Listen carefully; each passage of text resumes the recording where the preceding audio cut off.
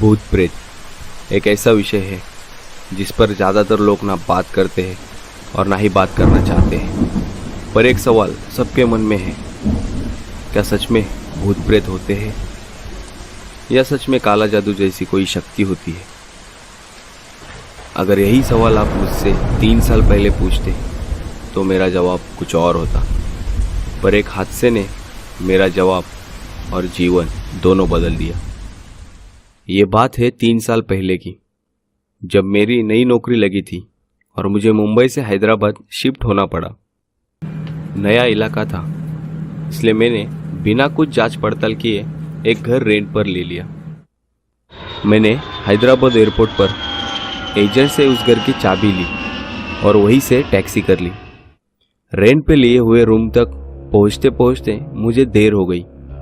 मैं टैक्सी से उतरा तो वहां देखा कि एक ही घर जो कि बहुत पुराना था और थोड़ा डरावना सा भी, उसी घर में मुझे रहना था।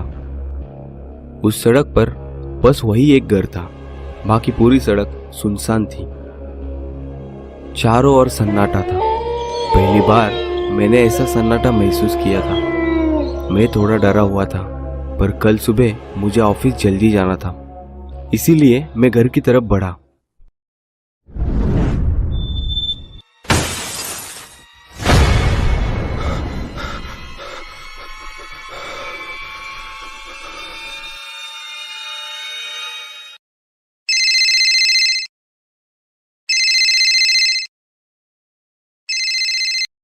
हाँ राहुल, तुम पहुंच गए क्या? हाँ सर, बस अभी अभी पहुंचा हूँ। ठीक है, फिर आराम करो, कल सुबह ऑफिस में मिलते हैं। बॉस के इस फोन से उस कुल्हाड़ी वाली बात से मेरा ध्यान हट गया। मैं अब घर में आ चुका था। घर में पूरा अंधेरा था। घर का सामान बिखरा हुआ था, कुछ सामान तो टूटा हुआ भी था। दीवार पर एक बड़ी सी घड़ी लटकी थी जो कि बंद पड़ी थी। मैंने अपने मोबाइल का टॉर्च ऑन किया और बिजली का स्विच ढूंढने लगा।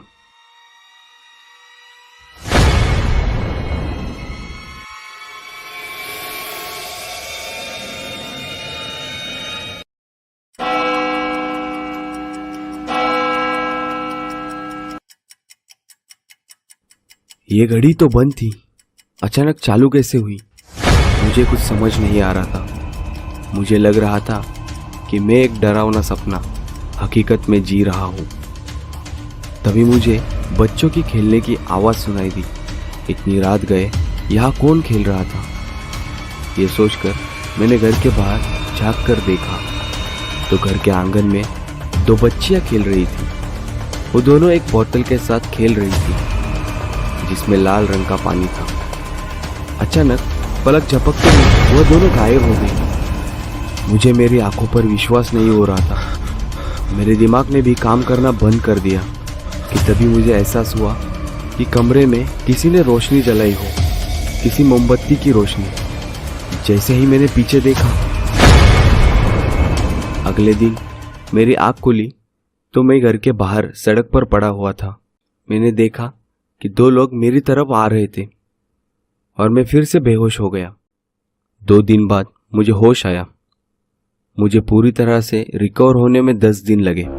ठीक होने के बाद उस घर के बारे में मुझे एक कहानी पता चली जो कि दिल दहलाने वाली थी। उस घर में एक औरत अपने पति और 2 बच्चों के साथ रहती थी। पैसों की तंगी को लेकर अक्सर झगड़े होते थे। एक दिन उस औरत का पति घर छोड़कर चला गया। उस दिन के बाद उस घर से रात के समय अजीबोगरीब आवाज आती थी, जैसे कि कोई किसी को जोर जोर से पीट रहा हो। और जब भी कोई बाहर का आदमी उस घर में क्या चल रहा है ये देखने के लिए जाता, वह औरत उस पर कुल्हाड़ी चला देती। वो औरत जादू टोना, काला जादू में दिलचस्पी रखती थी। अब उस घर में एक तांत्रिक आने लगा जो शायद उस औरत को काले जादू में मदद करता था। उस तांत्रिक ने उसे बताया कि तुम्हें उसे अपने दोनों बच्चों की बलि देनी होगी, तभी तुम पर पैसों की बारिश होगी। कुछ दिनों के बाद तांत्रिक उस घर में कभी नहीं दिखा। अब उस घर से रोज रात को भयानक आवाजें आने लगी, जैसे कि घर में मौत का तांडव चल रहा हो।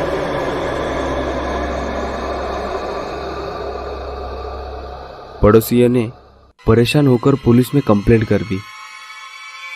पुलिस घर का दरवाजा तोड़कर अंदर घुसी तो उनकी आंखें फटी की फटी रह गई।